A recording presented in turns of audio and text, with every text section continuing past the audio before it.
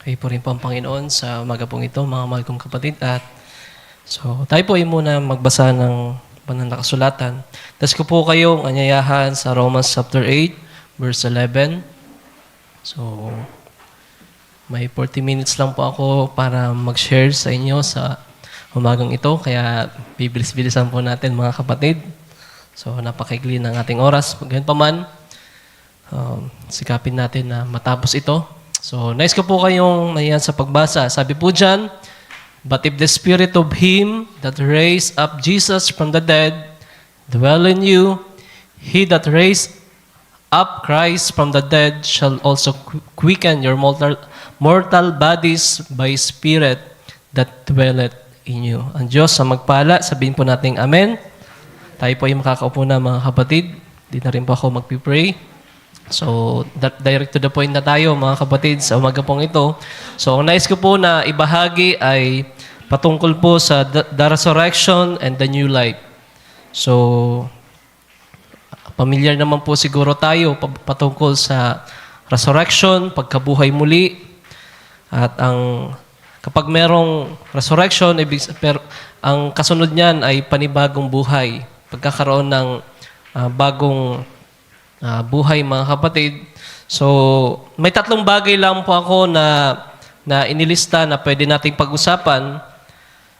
Ang una po ay yung kahalagahan po ng resurrection po sa atin. Alam na po ba natin kung gaano po kahalaga ang resurrection po sa bawat mananampalataya mga kapatid? So, mahalaga ito sapagkat dito lahat nakatingin, mga kapatid, patungkol sa pagkabuhay muli ng ating Panginoon. Kung walang pagkabuhay, walang silbi ang ating paglilingkod at walang silbi ang ating pananampalataya. So, pag-usapan natin yan about sa kahalagahan po ng resurrection ng ating Panginoon. At yung pangalawa ay the greatest miracle. Yung pinakamataas na miracle na nangyari. So, pangatlo po ay the quickening power. So, yung tatlong bagay na yan ang nais po ko po na ibahagi po sa inyo. So, gaano po ba kahalaga ang resurrection po sa atin ng mga Kristiyano? Kagaya po ng sinasabi ko, napakahalaga po ng resurrection po sa atin. Wala pong silbi ang paglilingkod po natin ngayon kung wala pong naganap na resurrection ng ating Panginoon. Ang ibig sabihin ng resurrection ay pagkabuhay muli. Ang ating Panginoon namatay, and after 3 days, siya po ay nabuhay muli. So sabi po ng Apostol Pablo, 1 Corinthians chapter 15, verse 13 hanggang 15. So ang pamagad dyan po ni Apostol Pablo is the resurrection. So sa 1 Corinthians chapter 15, verse 13 hanggang 15, sabi po dyan, "But if there be no resurrection of the dead, then is Christ not risen." Verse 14, "And if Christ be not risen, then our preaching vain." Walang kabuluhan. "And your faith is also vain." Wala din pong kabuluhan ang ating pananampalataya. So, kaya po tayo nagkatipon-tipon dito. Kaya po napakahalaga po ng pagkakatipon natin dito kasi meron tayong dakilang pag-asa na nakikita. Nung nabuhay ang Panginoon, after 3 days, pinapakita lamang po na ang ating pananampalataya. Kapag sumampalataya tayo sa Panginoon, meron po itong guarantee at meron po itong assurance na meron pong panibagong buhay. At hindi lamang po life after death, kundi ngayon pa lamang ay pwede na nating maranasan yung panibagong buhay. So mamaya itingnan po natin yan. Sabi po sa verse 15, "Yea, if we found false witnesses of God, because we have testified of God that He raised up Christ, whom He raised not up, if so be that the dead rise not." Verse 17 hanggang 19. "At kung si Kristo ay hindi muling binuhay, ang inyong pananampalataya ay walang kabuluhan, kayo'y nasa inyong mga kasalanan pa." So, kung walang Kristong nabuhay muli, mga kapatid, tayo po ay nandun pa rin sa dati nating mga buhay. Tayo po ay nandun sa kasalanan, nandun po tayo sa dati nating mga buhay na ini-enjoy po natin yung mga kalayawan sa mundo. Pero dahil meron po tayong nakitang dakilang pag-asa, meron po tayong binigyan tayo ng guarantee ng Panginoon na merong panibagong buhay, meron tayong kakaharapin at merong bigay ang Diyos. So tayo po ay nagpapatuloy sa paglilingkod. At tayo po ay sabi dyan sa verse 18, tuloy po natin. Then they also which are fallen asleep in Christ are perished. So yung mga namatay, mga kapatid, yung mga dating namatay, wala din po silang pag-asa. Sila po ay mapiperish, mapapahamak. At ganoon din po tayo, mga kapatid. Yung walang pagkabuhay muli ng ating Panginoon, mapapahamak din po tayo. So, ganun po kahalaga yung tinatawag na resurrection. So ito po ay unang-una, ito po yung assurance or guarantee ng ating eternal life. Diba? Ang ating Panginoon, binigyan niya ng guarantee na meron pong eternal life. So, sabi po sa John chapter 11, verse 25, Jesus said to her, I am the resurrection and the life. The one who believes in me will live, even though they die, whoever lives by believing in me will never die. So, meron pong guarantee, assurance of eternal life. So, ganun po kahalaga ang resurrection ng ating Panginoon. So, ang pangalawa po na kahalagahan po ng resurrection, yung confirmation at vindication ng ating Panginoon. Bakit ko po ba nasabing ito po ay isang confirmation at vindication ng ating Panginoon? Nung ang Panginoon po ay nag-preach patungkol sa kaharian ng Diyos na darating, lang lahat ng tao ay lumapit sa Panginoon, nagkaroon po ng pag-asa, nagkaroon po sila ng pananampalataya sa Panginoon. Pero maliban po na ang Panginoon ay mabuhay muli, siya ay mag-resurrect sa ikatlong araw, lahat po ng sinabi ng Panginoon ay magiging walang kabuluhan. Magiging kagaya lang po yung ating pananampalataya, kagaya sa mga Islam, kagaya po sa iba't ibang relihiyon, na meron pong mga nagturo ng mabubuting pagtuturo, pero ang kanilang mga nagturo sa kanila ay nangamatay at hindi nabuhay na muli. So, kung hindi po nabuhay ang Panginoon sa ikatlong araw, nag-resurrect siya, yung lahat ng kanyang sinabi ay mawawalang wala pong kabuluhan yun. So, ganun po kahalaga yung tinatawag na resurrection ng ating Panginoon. Ito po ay isang vindication at confirmation na totoo po yung sinasabi ng ating Panginoon. Sabi po sa It is the rising of the sun. Magbabasa po tayo ng mga quotes. It is the rising of the sun sa paragraph 60. Walang ibang dyan, wala pong ibang pangaral si Brother Branham. Isa lang po yan, it is the rising of the sun. So sabi po dyan, no wonder the gospel is good news. So alam po natin na ang pinapangaral ng ating Panginoon ay mabuting balita. So, ang kapanganakan ay isang mabuting balita. Ang kamatayan ay kalungkutan ito. Kaya nga yung mga lingkod ng ating Panginoon, yung mga servant niya, yung mga apostoles, ay nalungkot. At yung iba ay nagduda. Pero nung nabuhay muli ang Panginoon, that's the good news, mga kapatid. So, no wonder the gospel is good news. The very word gospel means the good news. The good news what? If a man died for our sake, that's good news. Kung meron daw namatay para sa atin, yan po ay mabuting balita. If Christ was born, that's good news. But never was there news like this news. that He who made the promise has confirmed the promise. Wala daw pong ibang mabuting balita maliban, mga kapatid, sa isang nangakong Diyos na kinonfirm ito. So, ang confirmation ng mga pangako ng Diyos nung ang Panginoon ay nag-resurrect.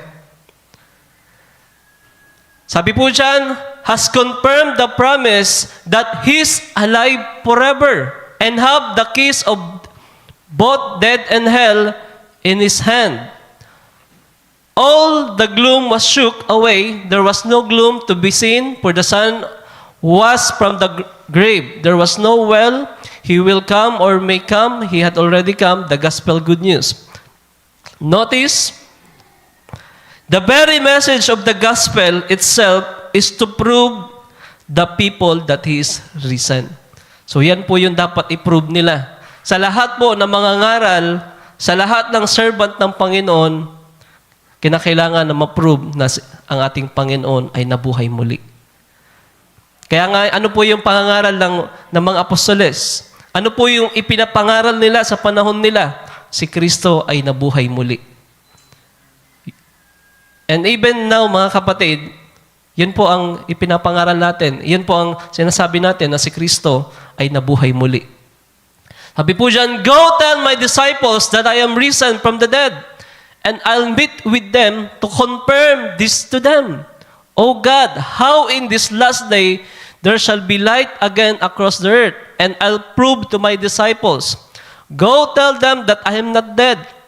I am not a tradition, but I am living Christ. I'll meet them. Take this message to my disciples that I am risen from the dead, the gospel, the good news." You say, is that right? So, yun lang. So, ang pangalawa pong kahalagahan po ng resurrection ay yung confirmation and vindication ng ating Panginoon. Kagaya po ng sinasabi ko, magiging walang kabuluhan yung ipinangaral ng Panginoon at yung kanyang mga sinasabi, yung claim niya na siya ay the Son of God, the Son of Man, kung hindi po nabuhay muli ang Panginoon. Kung hindi po nabuhay sa ikatlong araw, yung lahat ng ipinangaral niya, pwede nating kalimutan, mga kapatid. Pero dahilan ang Panginoon ay nabuhay muli, yung hope po natin, yung guarantee natin, yung confirmation ng mga pangako ng Panginoon ay nandoon. Kinonfirm ng Panginoon na totoo ang kanyang mga pangako sa pagkabuhay muli ng ating Panginoon. Kaya kapag ipinapangaral po ang gospel patungkol sa pagiging Kristiyano, ang una natin na makita dyan, yung pagkabuhay muli ng ating Panginoon. Na siya ay nabuhay muli sa ikatlong araw. So, yan po yung mahalagang bagay po patungkol sa confirmation and vindication ng ating Panginoon. So, sa palawang bagay naman po tayo na ating pag-usapan, the greatest miracle. So, di ko na po mababanggit pa ang patungkol po sa mga kalagahan pa ng resurrection, pero yun lang po ang dalawang bagay na nakita ko. Una po, yung kalagahan nun ay yung assurance ng ating eternal life. Yung pangalawa ay ito po ay confirmation and vindication sa mga pinangaral ng ating Panginoon, confirmation sa kanyang mga pangako. At pwede nating banggitin pa na ang kalagahan na rin po nito ay yung kapatawaran ng ating mga kasalanan, yung ating salvation, mga kapatid. Sapagkat kung walang resurrection, ibig sabihin wala din pong kapatawaran sa ating mga kasalanan. Kasi merong namatay para sa atin at nung nabuhay muli ang Panginoon, that's the confirmation na tayo po ay pinatawad at tayo po ay merong tinatawag na eternal hope. So, the greatest miracle. So, habang ako po ay nagbubulay-bulay, mga kapatid, iniisip ko na ang pinakamataas o sabihin natin, yung himala na nangyari sa ibabaw ng lupa, minsan namamangha na tayo pagdating sa merong kagaya ni Peter, lumakad sa tubig, merong mga sakit na gumaling, Di ba sa panahon po ng ating Panginoon, maraming himala po na ginawa ang Panginoon. Yung tubig, ginawa niya pong alak. Yung mga bulag ay nakakita, yung mga pilay ay nakalakad, yung mga walang paningin ay nakakita, at sari-saring mga sakit ang pinagaling ng ating Panginoon. At yun po ay mga himala po ng ating Panginoon sa panahon niya. At ang ating Panginoon ay nagpatigil pa ng bagyo. So, napakaraming himala na ginawa ang Panginoon, pero sabi ko, kung meron man pong pinaka greatest miracle na nangyari po dito sa ibabaw, hindi po ang mga yon.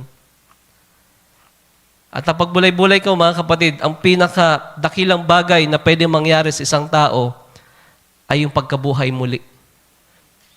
Pero hindi lang po pagkabuhay muli, the resurrection of the body, kundi ang tinatawag na spiritual resurrection. So, tayo po ba ay nakaranas na ng spiritual resurrection?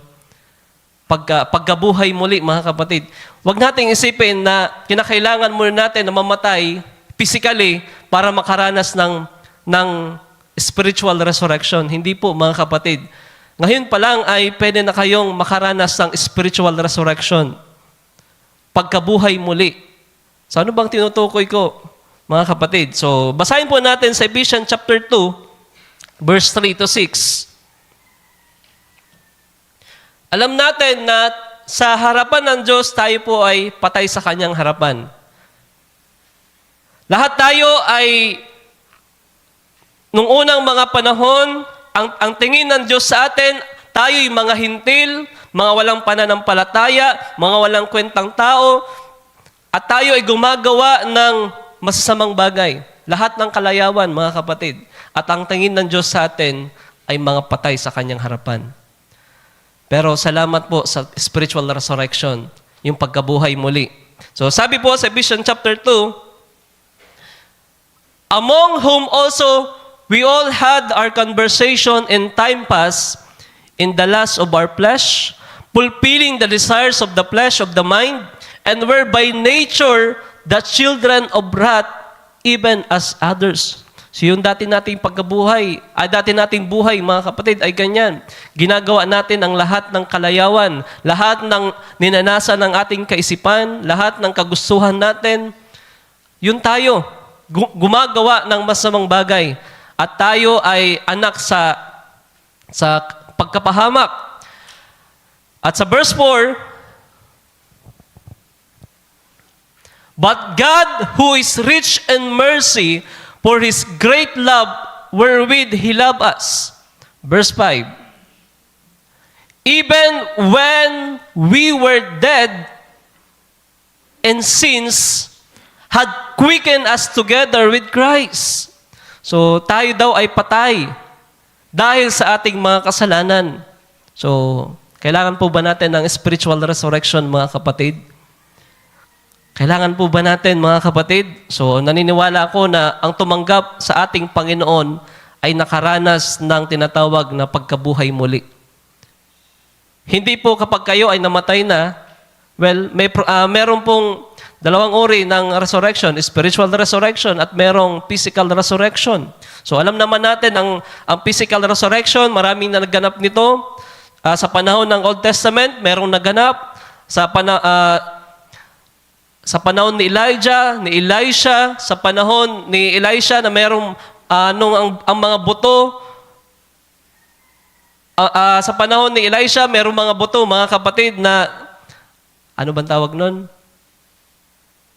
Nahawakan yung buto ni Elisha, mga kapatid, merong mga nag-resurrect. Sa panahon ng ating Panginoon, at even sa panahon ni Brother Branham, merong na-resurrect. At yun po ay physical, pero ang pinakamahalaga po dito, yung spiritual resurrection po natin. Sabi po dyan, even we were dead in sins, had quickened us together with Christ. Tayo po ba ay binuhay na kalakip ni Kristo? Amen? Tayo ay nakaranas na ng tinatawag na spiritual resurrection. So, balikan po natin yung sinasabi ko na the greatest miracle. Kung meron man pong mataas at pinakamahalagang himala na pwede nating maranasan, mga kapatid, ay hindi po yung kagalingan, hindi po yung tubig maging alak, at ano-ano pang himala, mga kapatid. Ang pinakamataas o ang pinakamahalagang himala na dapat nating maranasan ay yung pagkabuhay muli. Spiritual resurrection. Kagaya po ng sinasabi ng Ephesians chapter 2. So, basahin po natin yung sinasabi ni Brother Branham, the preparation. So, sabi po dyan, how do you take a sinner like me and like you and make Christian out of us? I can't understand it. That's the greatest miracle. So, si Brother Branham, paano ba mangyayari yun na isang kagaya kong makasalanan, magiging Kristiyano? I can't understand it. That's the greatest miracle that God ever performed. Is when He took a sinner and made a Christian. Yun po yung pinaka-greatest miracle. Kapag daw ang isang makasalanan, maging Kristiyano. Kaya po mga kapatid, kayo ay narito, nakaranas kayo ng matinding himala ng Diyos. Kaya minsan sinasabi natin, himala, si brother nagbago. Di ba? Himala, yung dating manginginom ay ngayon ay hindi na nagiinom. Brother Itoy. No? Yan po ay pinakamatinding himala na nangyari sa buhay ng tao. Yung dating nagbumura ay ngayon ay hindi na nagbumura. Sabi po dyan, is when He took a sinner and made a Christian out of us. And if you can't, look here, you believe that God saves anybody from sin. Because been taught that. Well, that's a far more of a miracle. Mas malayo pa daw yan, mga kapatid.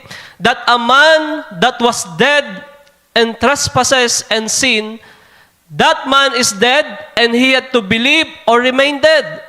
And then after you are born again, you become a son of God.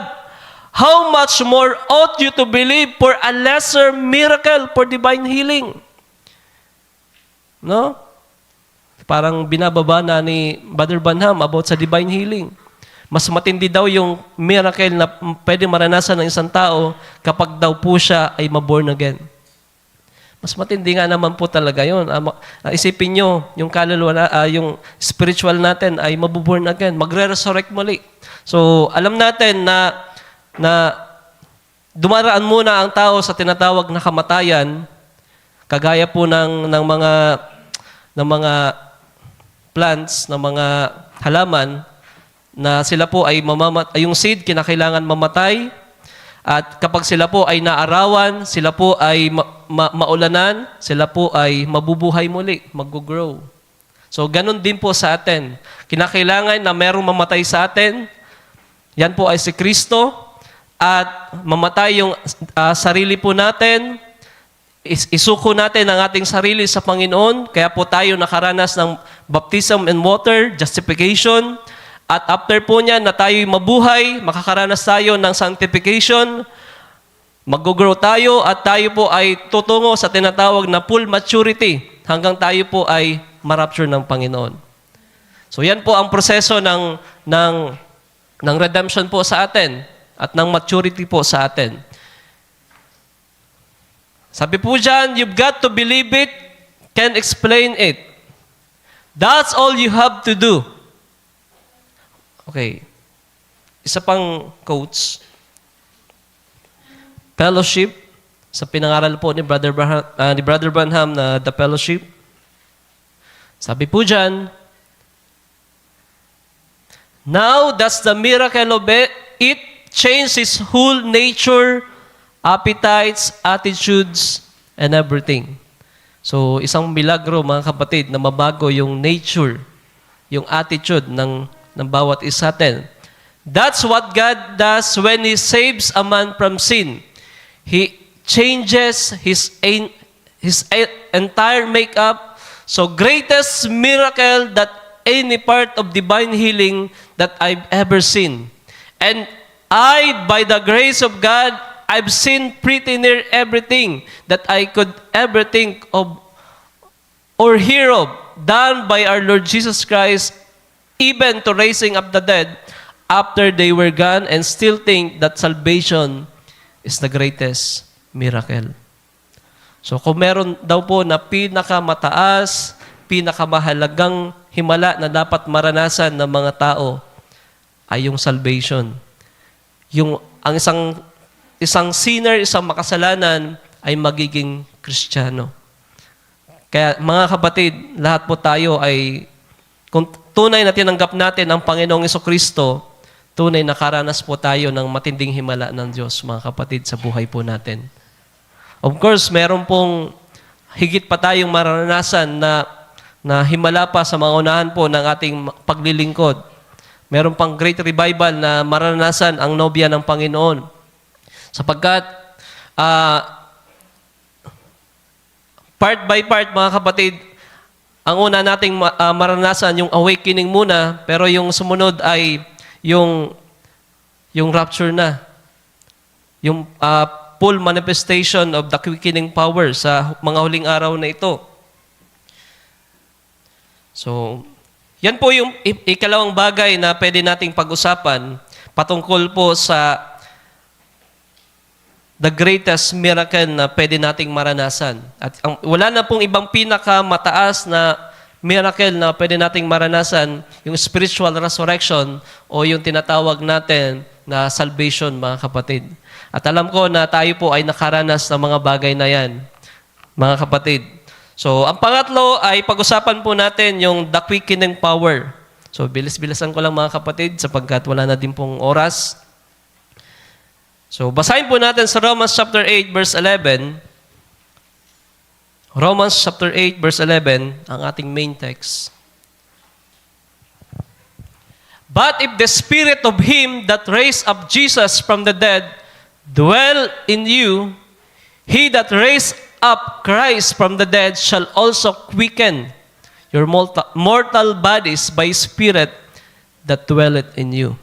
So, sa likod po ng resurrection ay meron pong tinatawag na quickening power. Meron pong tinatawag na espiritu na bumuhay muli sa ating Panginoon.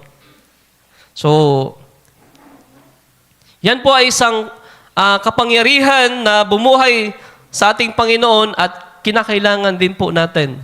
Sabi po dyan, but if the spirit of him that raised up Jesus from the dead dwell in you. So, kailangan natin ng banal na espiritu, mga kapatid, yung quickening ng power. Sapagkat hindi po tayo makakaranas ng spiritual resurrection, pagkabuhay muli, kung hindi natin mararanasan o matatanggap ang banal na espiritu. So, ang gawa ng banal na espiritu, mga kapatid, ay proseso din po ito. Merong pagkabuhay muli, merong justification, merong kapangyarihan para sa sanctification, at pangatlo, mga kapatid, ang karanasan patungkol sa baptism of the Holy Ghost, the adoption, at yan po ay tutungo po tayo sa tinatawag na adoption, at yun po yung hinihintay po natin. The quickening power in the times of adoption. The quickening power na pwede po tayong ma-rapture. Kasi yung quickening power na naranasan natin ay yung resurrection pa lang. At ngayon ay tumutungo po tayo sa tinatawag na sanctification process. At ang ating hinihintay sa mga in these last days ay yung quickening power, the full quickening power, the fullness of quickening power, mga kapatid, na kaya magbago sa ating mga katawan. At yun yung pangako ng ating Panginoon sa atin. So, basahin ko lang po. It is the rising of the sun, 225, paragraph 225. Sana matapos, mga kapatid. Pero kaunti na lang naman to. Kasi karamihan ay inalis ko na. Kasi sabi ko, baka matay-mautan ako ng Brother Dante. So, we have 40 minutes in exhortation. So, kinakailangan na ma-consume po natin yon at sakto lang po sa oras para di po natin maabala din po yung ibang mga programa. So, sabi po dyan, the quickening power was not only in their soul. So, una, naranasan po natin ito, mga kapatid, yung quickening power sa ating mga kaluluwa, yung spiritual resurrection, ang unang pagkabuhay muli na ating unang naranasan ay yung mga kaluluwa po natin. Na-awaken, na born again po tayo, yun po yung unang bahagi ng quickening power. Was not only in their soul, but it was all over them. It not only the dynamics come into quicken, but it quickened the mechanics. You see what I mean? They were so quickened till their tongues begin to speak in another language. They were also quickened by the power of the resurrection of Christ until they laid their hands. They were so quickened with the quickening power till when they laid their hands upon the sick, they got well. It quickened your mortal body. So, meron palang isang bahagi ng quickening power na talagang patungkol sa physical. Pero ang una pong naranasan po natin, yung quickening power patungkol po sa ating mga kaluluwa. No, yung spiritual resurrection. Pero yung ikasunod po niyan, kaya meron pong tinatawag na the latter rain and yung anong sumunod doon? Former rain and latter rain. So, yung unang bahagi ay maranasan po natin, yung unang quickening power. Pero yung huli, before the rapture, ay maranasan po natin yan. At tayo babalik sa kung anong nangyari doon sa Pentecost. Sabi po dyan, they were so quickened with the quickening power till when they laid their hands upon the sick, they got well. So, yan ay hindi pa natin naranasan, mga kapatid. Pero, alam natin na darating yung panahon na yan na pag nag-manifest na yung full manifestation of the quickening power, the power of the resurrection, ay yan po ay maranasan po natin. Kagaya po sa panahon ng Pentecost. So, alam naman po natin yung nangyari sa Pentecost, mga kapatid. No?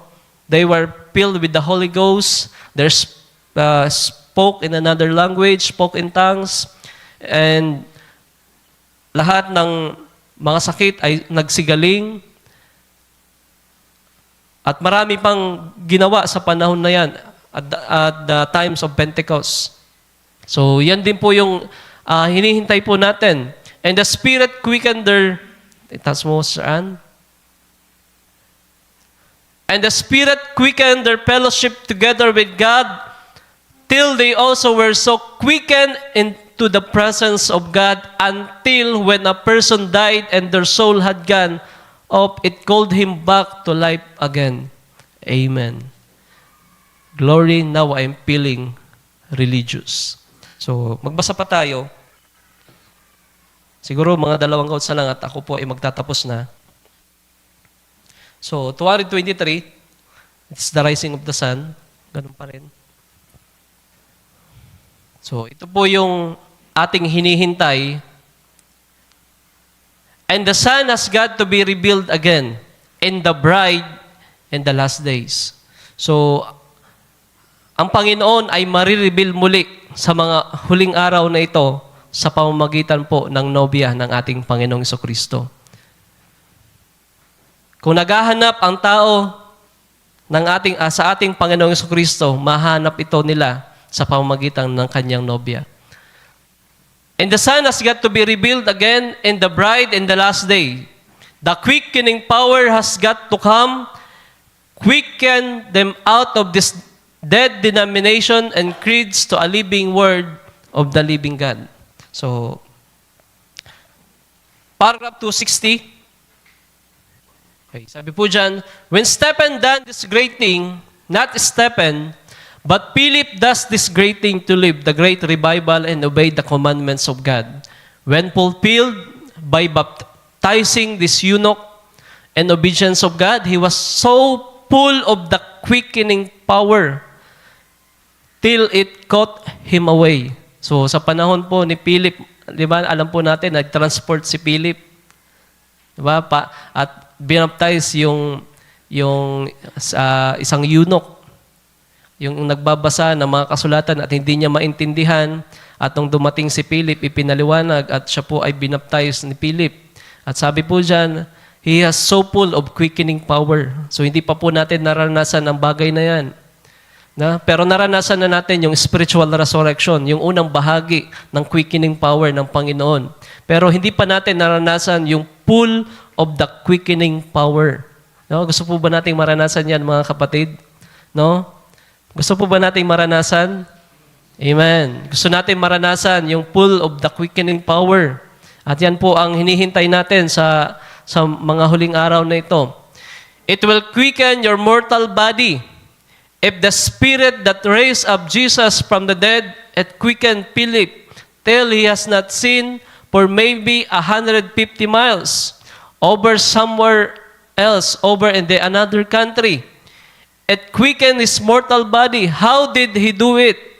He was so full of the quickening power. Amen. Last na lang, mga kapatid. It is the rising of the sun pa rin. Hindi ko alam kung anong paragraph to. Pero sabi po dito, not only the dynamics come in to quicken, but it quickened the mechanics. You see what I mean? They were so quickened till their tongues begin to speak in another language. They were so quickened by the power of the resurrection of Christ until they laid their hands. They were so quickened with quickening power till when they laid their hands upon the sick. Siguro na nabasa natin ito kanina, mga kapatid. At ito po yung hinihintay po natin, yung tinatawag na dynamics.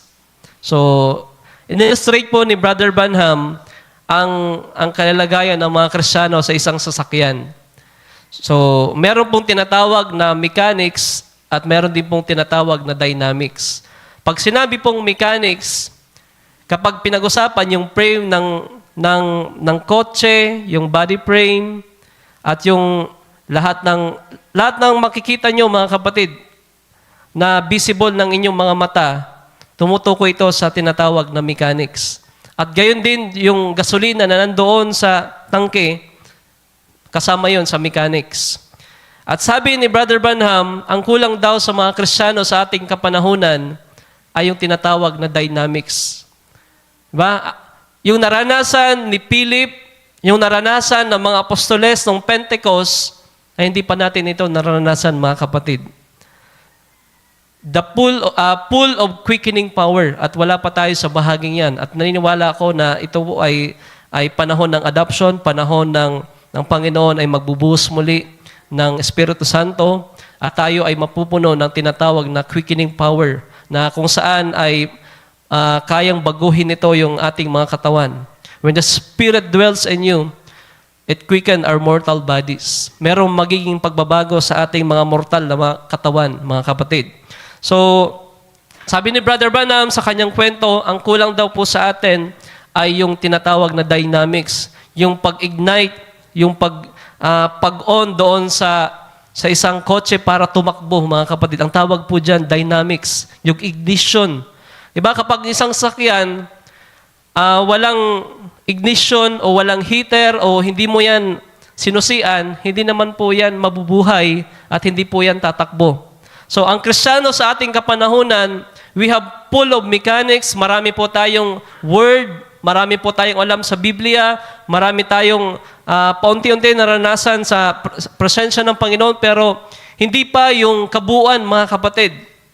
Pero kapag dumating yung tinatawag na dynamics, kapag dumating yung tinatawag na pagkilos ng Espiritu Santo sa mga huling araw na ito, mga kapatid, pwede nating maranasan kagaya po sa panahon ng Pentecost. So yan po yung hinihintay ng nobya ng Panginoon, mga kapatid. The full quickening power.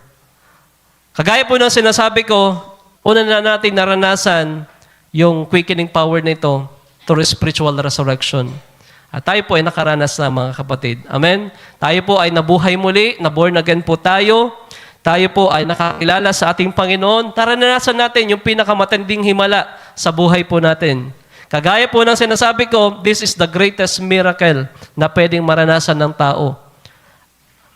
Ang tayo po ay maborn again. ang tayo po ay makaranas ng salvation. Ang tayo po ay makaranas ng tinatawag na spiritual resurrection. At nawa ang bawat isa ay nakaranas na ng tinatawag na pagkabuhay muli. Spiritual resurrection. Hindi pa ako tumutukoy sa tinatawag na physical pa. Pero isang araw, darating din po yung panahon na yun, bago po ang pagbabalik ng Panginoon, ipaparanas muli ng Panginoon yung tinatawag na physical resurrection. Sa mga kapatid natin na nangamatay na, o kaya sa mga mananampalataya sa mga unang panahon na hindi na nadatnan sa pagdating ng Panginoon, sila po ay makakaranas ng tinatawag na resurrection bago po ang pagdating ng Panginoon. So alam naman po natin ang bagay na yan kasi bago po ang pagbabalik ng Panginoon, sila po ay unang mabubuhay muli, sila ay makakaranas ng resurrection at after that, body change at tayo po ay mararapture. So yan po ang magaganap sa nobya ng Panginoon. So yan lamang po ang aking may babahagi. Hindi ko na po pagbalayin pa ang mga oras. Na-consume ko na po yung 40 minutes. God bless you po mga kapatid. At nawa ay makita nyo po yung kalagahan ng resurrection po sa atin. At makita po natin yung bagong buhay na meron tayo. Pinakamatinding karanasan ng himala na meron tayo ngayon ay yung tinatawag na spiritual resurrection. Born again experience. Yan po yung pinakamahalaga at pinakamataas na antas ng himala na pwede nating maranasan. At higit po sa lahat, mga kapatid, ay maranasan po natin yung full quickening power sa mga huling araw na ito. Yun lamang po mga kapatid at nais ko po ibalik na sa ating mahal na MC, Brother Dante Galvesio at tayo po ay pagpalain ng Panginoon. Ating palapakan ng Panginoon mga kapatid.